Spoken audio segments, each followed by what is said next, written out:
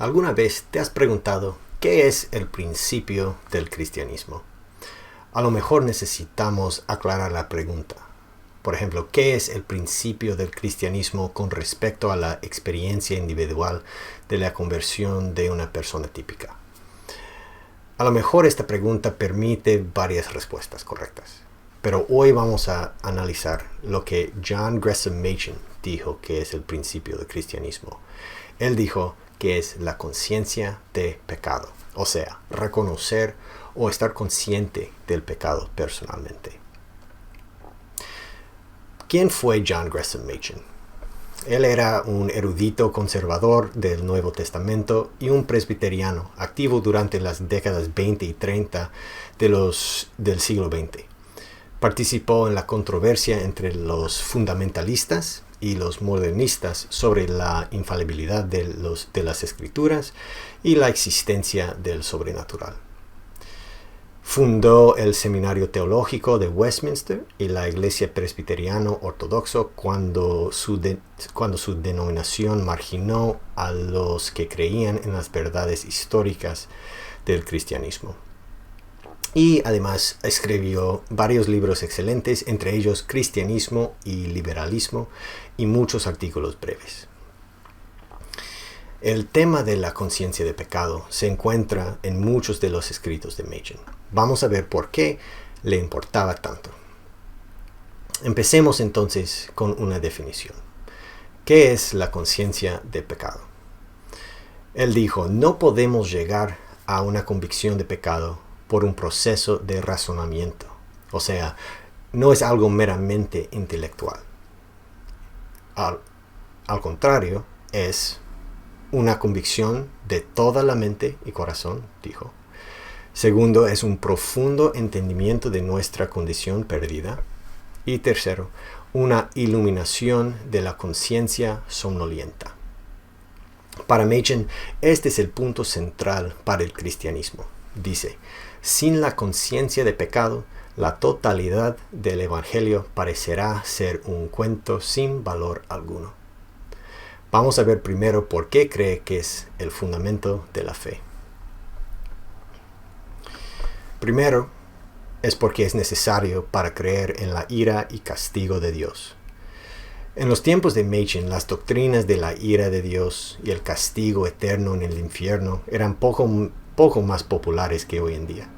Escribe que los liberales, o sea, los que rechazan el cristianismo histórico, hablan con horror de la doctrina de un Dios enemestido o enojado. Según ellos, Dios y los hombres no son tan diferentes. Si el pecado existe, no crea una brecha entre ellos. Podemos tomarnos muy a la ligera la ley de Dios, y Él fácilmente puede dejar lo pasado en el pasado. Esto a lo mejor es mucho más agradable que la alternativa, ¿no? Más agradable quizás, pero no se puede creer a menos que ignoremos las enseñanzas claras de Jesús e ignoremos nuestro propio pecado. Machen dice, los hombres modernos han perdido el sentido de culpa y el temor al infierno, al contraste con los primeros cristianos, tantos judíos como gentiles.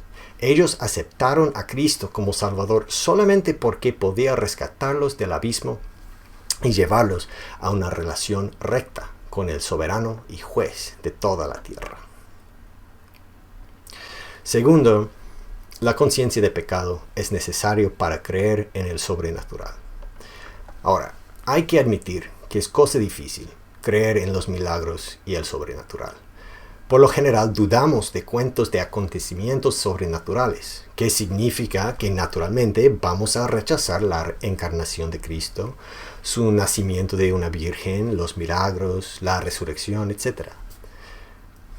En la universidad yo intenté demostrar a un amigo ateo la veracidad de la resurrección, que es poco probable que los discípulos robaran el cuerpo de Jesús y después mantuvieran la mentira de la resurrección hasta sus propias muertes espantosas. Que es imposible que Jesús sobreviviera a la crucifixión y después resucitara de su desmayo en la tumba. Pero mi amigo no cambió de opinión. Para él, nada era menos convincente que la resurrección de un hombre muerto. Entonces, ¿qué podría convencerlo y a nosotros a aceptar el sobrenatural, los milagros, la resurrección? Primero que todo, lo aceptamos cuando nos damos cuenta de nuestra necesidad tremenda del sobrenatural. Machen dice, el hombre penitente se regocija en el sobrenatural, porque sabe que nada natural puede satisfacer su necesidad. Reconocemos esta necesidad solamente cuando tenemos una conciencia verdadera del pecado. Un Jesús meramente humano, meramente el sabio de Nazaret, no tiene el poder de rescatarme de mi aprieto. El sabio, como dice Machen, el sabio de Nazaret puede satisfacer a aquellos que nunca han enfrentado el problema del mal en sus propias vidas. Pero hablar acerca de un ideal a aquellos que se encuentran bajo la esclavitud del pecado es una burla cruel. Ahora, pero aun si yo admitiera que necesito un Salvador sobrenatural, ¿cómo podría creer en uno? La fe, dice Machen, requiere consentimiento intelectual. ¿Cómo puedo consentir intelectualmente a algo tan anticientífico como el sobrenatural? Machen le da un vuelco a la pregunta. Afirma que la conciencia de pecado es un hecho que solo el hombre verdaderamente racional tiene en cuenta cuando evalúa las afirmaciones del cristianismo. Dice, si tiene en cuenta todos los datos, estará convencido de la verdad del cristianismo. Pero no puede tener en cuenta todos los datos si ignora el dato de pecado. No puede tener en cuenta todos los datos si, mientras busca por arriba en el cielo, por abajo en la tierra, ignora los datos de su propia alma. O sea, para aceptar el concepto cristiano de Cristo es necesario ser científico, nada más. Pero nadie puede ser verdaderamente científico si ignora el hecho del pecado. Ya hemos visto por qué Machen cree que la conciencia es el fundamento de la fe verdadera. Ahora podemos preguntar, ¿cuáles son los efectos de la ausencia del conocimiento, de la conciencia de pecado en nuestras vidas? Primero, no hay arrepentimiento verdadero. Podría ignorar mis pecadillos y considerarlos insignificantes, aun si afectan tremendamente a los demás. Segundo, tendría tendencia al legalismo. A primera vista, a lo mejor esto no tiene sentido, pero al contrario, si yo no reconociera mi pecado, tendería a pensar que mis propios esfuerzos pueden borrar mis errores y pecadillos. No necesitaría la gracia radical de Dios. Otra vez Machen, es siempre así. Un bajo concepto de la ley conduce al legalismo en religión. Un alto concepto nos convierte en buscadores de la gracia. El tercer efecto de la ausencia de la conciencia de pecado es que preferiría el evangelio social.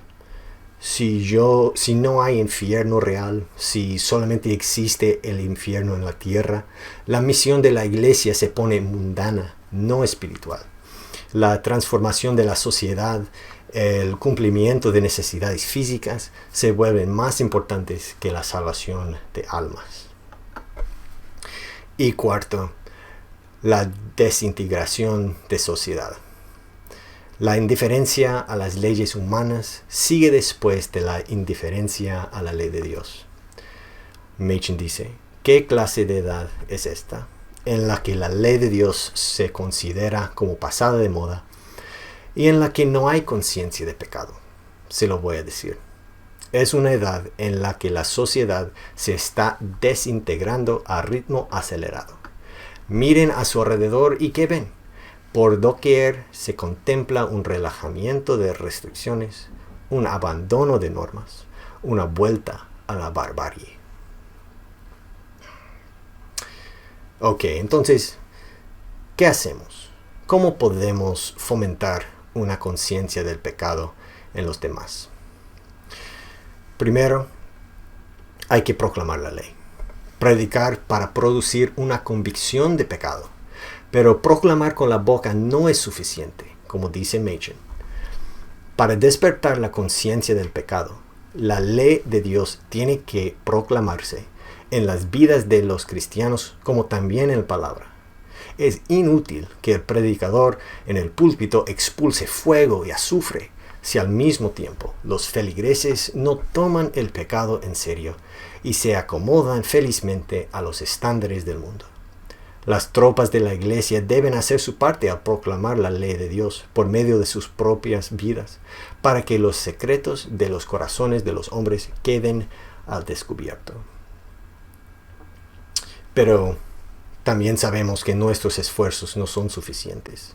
El Espíritu de Dios es la fuente fundamental de la conciencia del pecado. Otra vez Machen. No es un caso perdido tratar de que la gente del siglo XX tome la ley de Dios con toda seriedad y tema los pecados. Mi respuesta es que sí, es un caso perdido, del todo perdido. Tan perdido como lo es que un camello pase por el ojo de una aguja. Pero no olvidemos que hay alguien que puede hacer lo que parece imposible. Él es el Espíritu de Dios vivo. No teman, cristianos, el Espíritu de Dios no ha perdido su poder. Cuando lo crea conveniente, enviará a sus mensajeros incluso a una generación perversa, adúltera y negligente. Hará que el monte Sinaí despida llamas, convencerá a los hombres de pecado, aniquilará su orgullo, derritará sus corazones de piedra. Luego los conducirá al Salvador de las almas. Bueno, ya hemos revisado brevemente los pensamientos de J. Gresham Machen sobre el tema de la conciencia de pecado. Gracias por mirar. Espero que te anime y te ayude en tu ministerio. Si te gustaría más contenido sobre Machen y la teología reformada más generalmente, por favor suscríbete a este canal. Que Dios te guarde. Hasta luego.